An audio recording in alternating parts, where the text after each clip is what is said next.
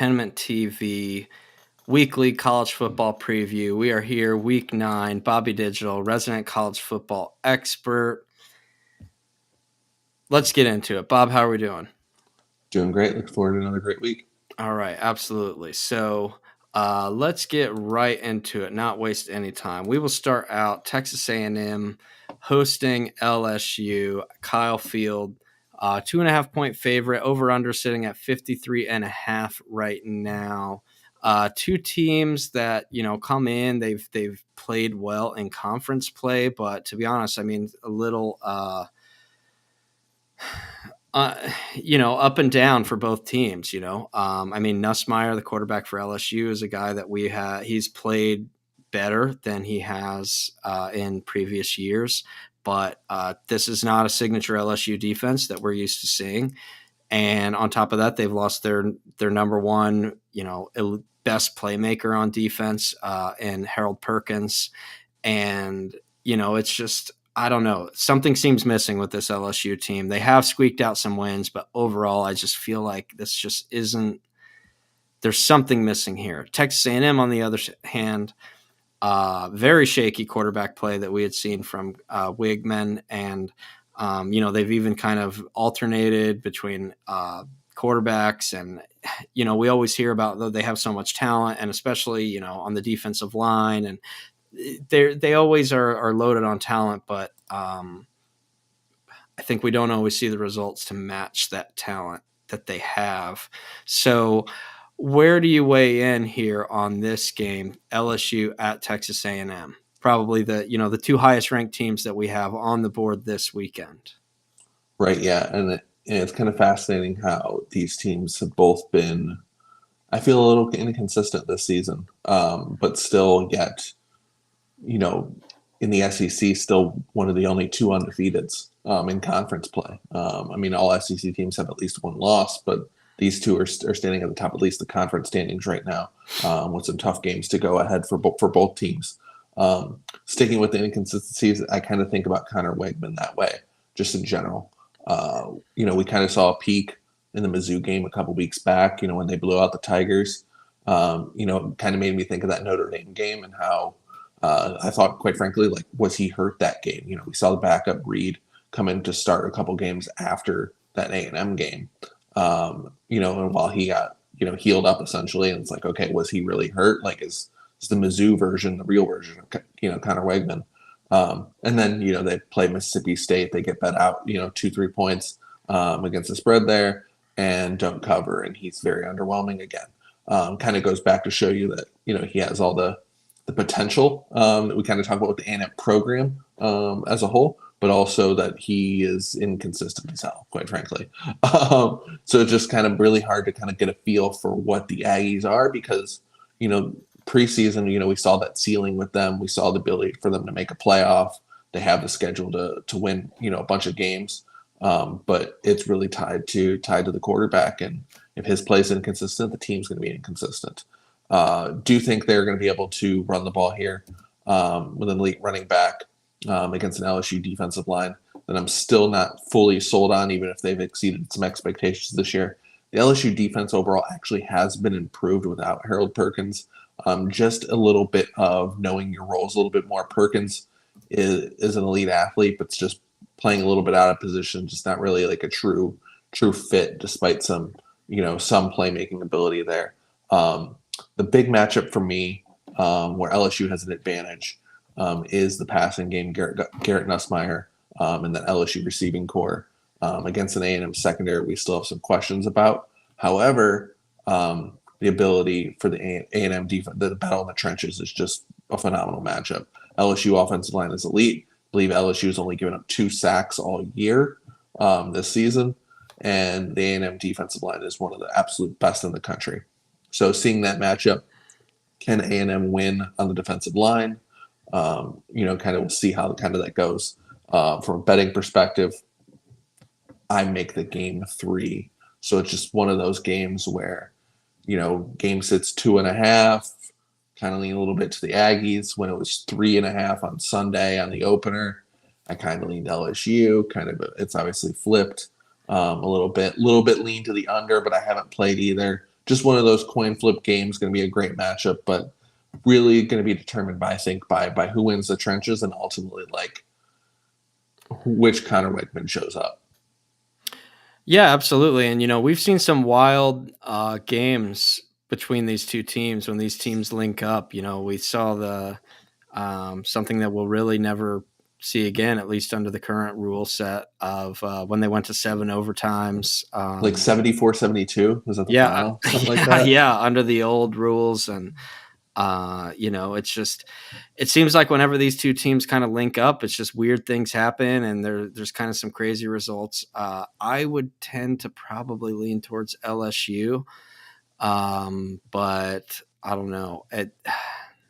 Maybe that's just some anti-Texas A&M bias there, but I don't know. I kind of get fatigued by every year hearing about how good they are, and then they don't actually win games. So it just gets a little old after a while. So we will move on into Navy playing against Notre Dame. Game being played on a neutral site, MetLife Stadium, the Meadowlands, right? And why they're playing there, we don't know. Who knows why they decided to play this game there. Otherwise, it could have been an electric atmosphere either place, whether they wanted to play in Annapolis or South Bend. But Notre Dame laying 13.5, over under 51.5, 2-touchdown favorite here.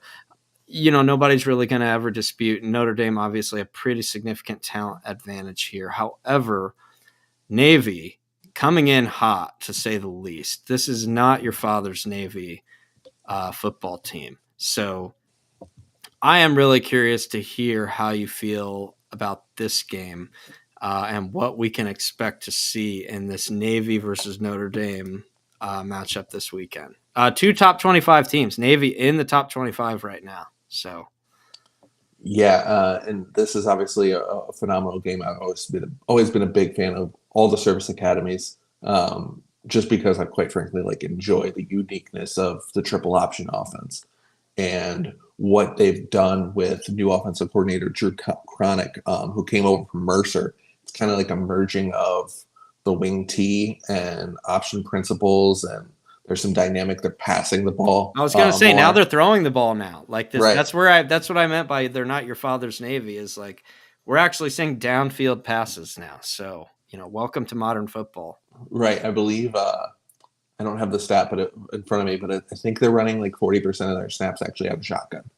Now Army, on the other hand, is running more traditional, triple option with a little bit more passing, but Navy's kind of really stepping out of their comfort zone, from previous years. And I don't know how long this offensive coordinator is going to be there on that. He's done a phenomenal job thus far. The thing that sticks out to me beyond the talent advantage, which you've obviously hinted at here, Navy's incredibly weak strength of schedule.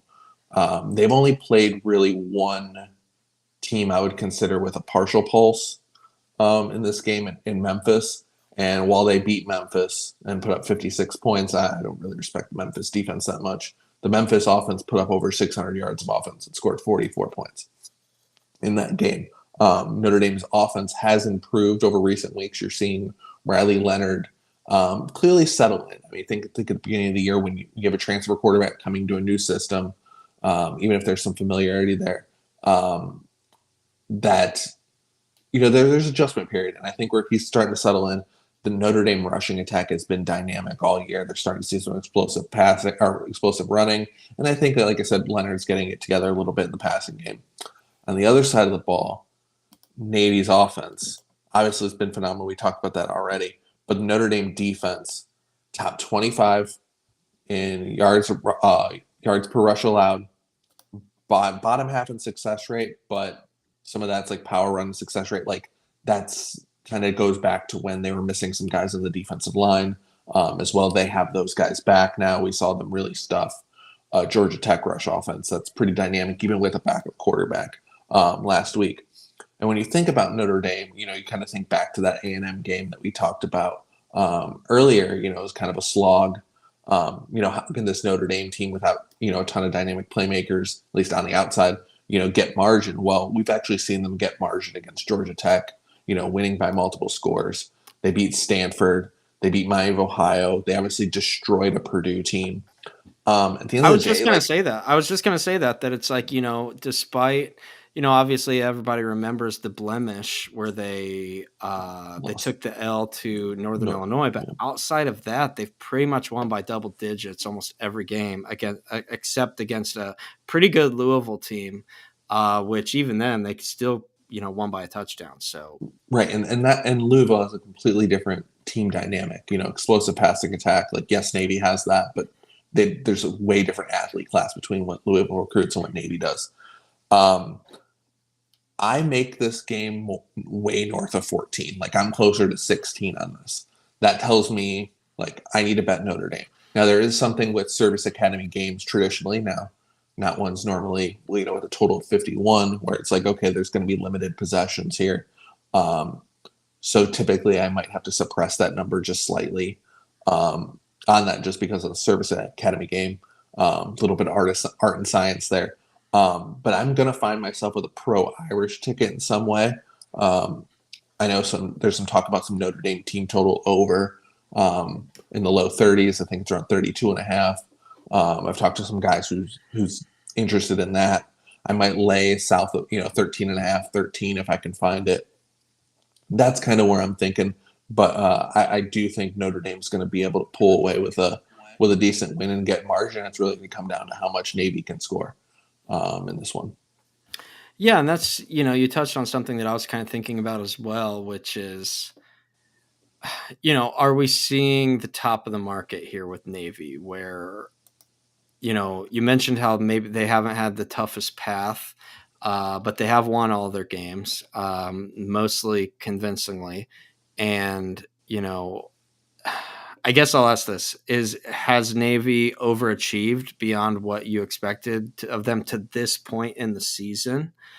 Or are they kind of on track with where they should be, but we're just early enough that, uh, you know, maybe that it's just kind of like, hey, we're kind of thin slicing Navy's success right now because, hey, they've looked good to this point, but they're really kind of still on track with where they're overall expected to be. I mean, so their preseason win total was right around 5.5. Like, will they go? Will they go bowling? You kind of always thought they were going to beat Bucknell, the FCS team, Temple, and then and Charlotte, who they destroyed last week. But then you probably chalked up a loss to Memphis. Not a team they were expected to win. They were still double-digit dogs in that game. When they won outright a few weeks ago. UAB was a team people thought would be competitive. Now we were down on it because we don't like Trent Dilfer as an FBS or coach on any level, really.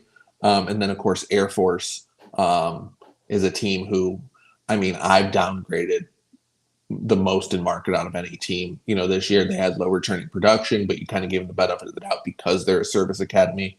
They usually are a little bit more consistent year to year, and especially, at Air Force under Troy Calhoun. But like, that's been a dominant effort. So you definitely wouldn't have accounted for 3 full wins there for Navy. You thought they dropped one, and they did have, like, I do consider the back half of their schedule hard. They obviously have Notre Dame this week where they're, around 2 touchdown dogs. People like Rice a little bit preseason. Now they've been a little disappointing. South Florida, Tulane, who's really good, East Carolina, and then of course Army in the Army Navy game.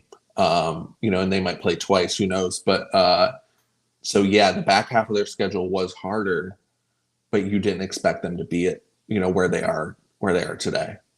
Because it's partially that again because that's because the UAB and Air Force were disappointing, as well. Yeah, that makes sense. And, And and and they've matched I, up really good with Memphis in previous years. Just generally speaking, under that head coach there, and you've kind of seen Memphis kind of sleepwalk and have trouble stopping the option for multiple seasons now. So that was a matchup. Lots of people had circles as a hard spot for Memphis coming off Florida State, but you weren't anticipating Navy winning that game when you were making numbers. And saying Navy's going to, you weren't saying Navy's going to be undefeated. To sure. this point of the year when you're looking at it in preseason. Yeah, and I'll say, I still do tend to agree with you. I feel like a lot of people, Notre Dame had the big win against Texas A&M. Everybody was riding high on the Irish, and then you know they end up following that up with a pretty disappointing loss to Northern Illinois. That since then, I feel like people have kind of just not necessarily written them off, but They have. removed them from the conversation. Less so than what we're used to hearing from Notre Dame. And I don't know if that's necessarily the right path. Like, I just feel like um, maybe Notre Dame, dare I say, is being slept on a little bit just because Absolutely. that one game, they really only have one no show game, one game that was tough.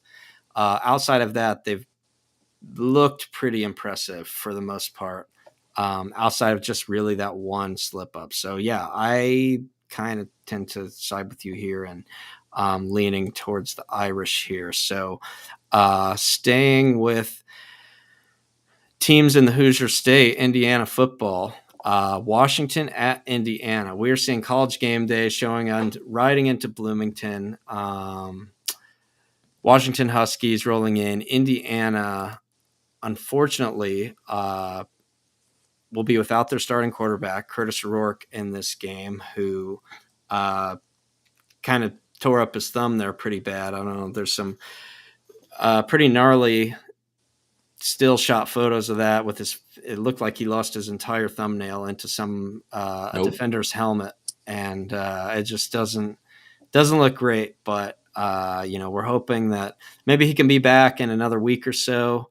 But in the meantime, we have Taven Jackson showing up at quarterback, brother of former basketball player Trace Jackson Davis, now on the Golden State Warriors. So, uh, at the end of the day, this Hoosiers team has done nothing but just steamroll every single team they've played.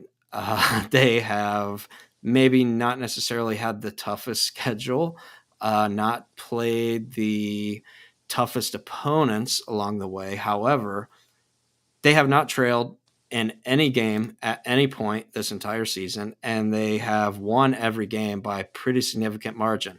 A lot of people talked about Nebraska's defense and how this would be a big test for them.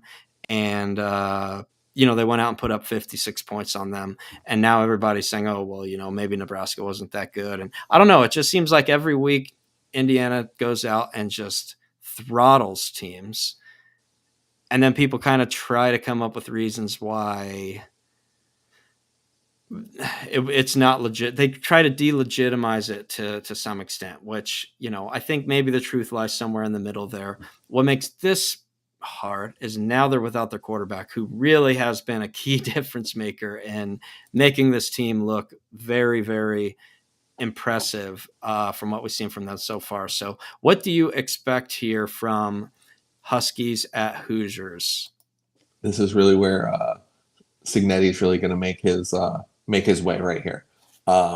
First kind of real adversity for this team all year. It's not in the form of trailing a game or even losing a game. Of course you have to trail or lose, but having losing your starting quarterback who's been a massive difference coming in from Ohio, Curtis Rourke. Losing him is a massive loss. I also do note like how quickly he was ruled out this week. Just as a note, as I don't view that as a good sign at all, just generally. And immediately going into surgery, they're saying he's hopeful for the game against Michigan State. The following week, we'll see about that. I have to think there. I think it makes this game a really tough handicap because Indiana is a team that skyrocketed up power ratings. I know me and you have discussed, off air, Indiana's moved up 40, 50 spots in our power ratings from preseason, a team that we were high on in preseason, and they've still skyrocketed up to that point. And now I have to think about a team I've adjusted a ton, was correct on, honestly, and then go, okay, what's the difference between this rocket ship and with a backup quarterback? So I think it creates a lot of variance in this game with a tough Washington team who finally just got like room to breathe a little bit. Had a couple cross country trips, had that weird Rutgers spot a few weeks ago, came back home, played the national title game, revenge game, if you will, against Michigan, emotional home spot there, then having to go back to Iowa, back home. Now you're off a bye, but coming back out east to And in a new Bloomington, conference where they don't have completely, familiarity with opponents. I mean, every week they're 100%. playing a new team that they're not used to playing, so Right.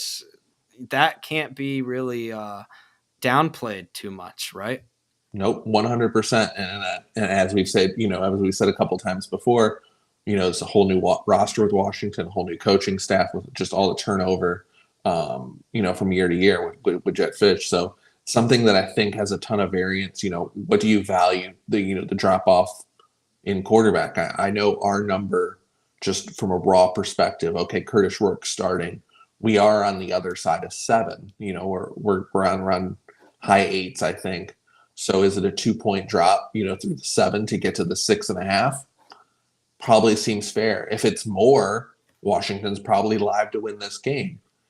If Jackson plays up to his 4-star billing, he originally went to the University of Tennessee, transferred back in, and it's not that much of a downgrade.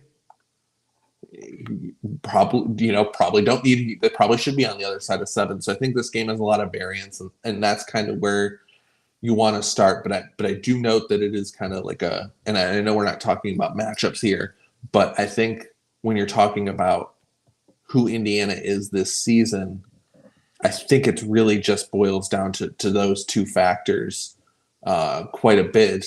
It's what's the downgrade from Work to Jackson? Is there one? I do think there likely is. I don't think it's 0. Sure. Sure. And then, how is Washington health wise, kind of backing, kind of getting back up the mat. It's their third East Coast travel trip, I guess I'm counting Iowa on the East Coast, but you know what I mean? Multiple time zone trip out East, even if they're off a bye, like, how's that going to go? Noon start, Eastern. So early start. We saw wasn't a problem for UCLA last week against Rutgers. Really hard game for me to cap. You force me to play something. I'd probably consider Washington, quite frankly, on the money line, just to kind of play into the variance, but like not something I feel super strong about at this point. But just really interested to see and hope that Indiana can get Curtis Rourke back and keep this historical season for them going. I don't want to see them lose momentum, from something like this. Well, and that's the thing, as I'm far from a homer when it comes to IU football. However, it has been a little bit hard to kind of like comprehend what we've been seeing this year. But, no, we haven't even seen them struggle at any point of any game. I mean, they had 3 turnovers in the first half against Maryland, and they still went into halftime with a lead, and then ended up winning that game by margin. I actually wish I was talking about this with someone else. I kind of wish they trailed at some point this season. Even like, can they be down 10-7 in the second, like put 14 minutes left in the second quarter for a second, and just see them like have to fight back? Like, I feel like I would know so much more about this team right now. But again, when even if you played a crap schedule like this, when you're absolutely just massacring everyone you put in front of you, it's like, okay, like that's what good teams are supposed to do. And I certainly didn't expect that level of result against Nebraska or really Maryland, to be that honest at the time. Especially when you're down 4 turnovers in that game, you're -4 in turnovers and comfortably cover 7. Like in a hurricane, because there was remnants of the hurricane that there was weather. Like that's what really good teams do. Sure. And now we just need that. We need that data point. And Indiana does have a tougher schedule coming up with Washington this week. Michigan State's impressed. I know Michigan sucks, but that's still like they still have bodies, like grown man bodies, on that defensive line, and of course Ohio State coming up as well. So it's just interesting to see. And obviously hoping the Hoosiers can kind of keep the momentum going, and very happy for that program to have game day there on a real Saturday. Yeah, and we will, those tests are coming, right? As you alluded to, there we will start to find out really what they're ultimately made of. Couple quick notes. One thing that I did that you just absolutely love to see is, I think they weren't. It wasn't the 56-7 yet. It might have been when they were up 49-7, and there was at a point they like panned to Coach Sig on the sideline, and he was just irate with something that had happened, some sort of penalty or boneheaded play or mistake. And it's like, man, this game is in hand, and this man is still just over there coaching as if it's like Yeah. like going down to the wire. Like, he does not change. And, he came in, he talked a big game, but everything that he has said, he has fully backed it up to this point. And like this team, it's just whatever you want to say about the opponents, they are just a completely buttoned up team that they just honestly, they just play good football. And that's really kind of what it amounts to, is like they just really, really play good football. And, yes, Taven Jackson, as you said, 4-star recruit at Tennessee, did not look like a 4-star recruit at any point that we've seen him out there so far. However, when he got in the game last week, he did look pretty good. Granted, limited, the game was kind of already a little bit out of hand, but like he had some good throws and he had some good plays. And let's be honest, it's not like IU was a super efficient, well run offense under the previous regime with Tom Allen and, that offensive coaching staff and Sheridan and those guys, Walt Bell, so I don't know, like maybe we start to see Jackson kind of show a little bit of the things that made him into a 4-star recruit in the first place. Right, and I was going to bring that up too. As Jackson did get some time, he got the whole second half to kind of feel it out a little bit in a game that was in hand against Low pressure. yeah, a reasonably decent opponent. Like, Nebraska's still like a solid team. They're not trash, or completely trash. So seeing him get in there, perform well, he extended the lead. It was 28-7 at halftime, and they won 56-7. So, he definitely extended that. One other note I want to add is, because I know we talked Indiana, Nebraska last week on this, in the same preview here, and one thing we noted was the special teams advantage of Indiana. Early in that game, do you remember what happened to Nebraska? They had a kickoff. They stepped out like at the 1 and started to drive, and then they punted, and then Indiana went up 14-0. Like, it was very quick, and that like snowballed that game right away for Indiana, in their favor, right? Because Nebraska, idiots on special teams, quite frankly, still after all these years. Um, this week as well, Washington can't kick, tons of penalties. They've constantly shot themselves in the foot all year. Indiana still elite special teams. Washington, I believe it was 133 out of 134. And Bill Connolly's S&P Plus special teams ratings, which you can find on ESPN. Like, it's, yeah. So you have another one this week where Indiana has an enormous, advantage on special teams. Could be a factor. Well, and I'll say, and I'll end on this because it's, I love that I'm not having to force the Indiana football conversation, because it's like we are like, as we're picking out the most significant games of the weekend, this is now 2 weeks in a row that like they really are kind of, bulldozing their way into the forefront of the college football conversation as a whole. I mean, this isn't just like, hey, like, let me talk about Indiana because they're my team. It's like, no, like they're working their way into the national conversation. And it's, I Right. cannot wait to see how things kind of shake out as the season goes on. And, by no means I'm not expecting them to threaten Ohio State or Oregon for the Big Ten title here. But, I mean, let's be honest. The Big Ten is going to get 3, maybe 4 teams into the playoff. And right now everything is laid out for them. Like, they are in position to work their way into that mix. So we will see what happens. Yeah, Like I said, it's like cautiously optimistic, but I've kind of worked my way from being, as I said, we were both very high on this team. We both already got our over 5.5 wins tickets to the window. Um, Even being high on that, they've still looked better, I think, than even advertised or expected at any point. So I don't know. We'll see. It does yeah. definitely start to get a little bit more difficult. So big spotlight this week, college game day. So we'll see what happens with the Huskies rolling in. So we will move on into some of your best three picks of the weekend. Awesome. So, best bets for the week. We will start in wonderful Stores, Connecticut, where we'll take the road team Rice plus 6.5 at UConn. Then we're going to go to the Sunflower Showdown. We will take Rock Chalk Jayhawk in Kansas plus the 10 against Kansas State. And then finally, we will ring some cowbell and take Mississippi State plus 6.5 as a home dog against Arkansas. So those are the three best bets for the week on the Week 9 college football slate. All right. Well, love to hear it. Appreciate the time once again, Bob. Thanks for coming on.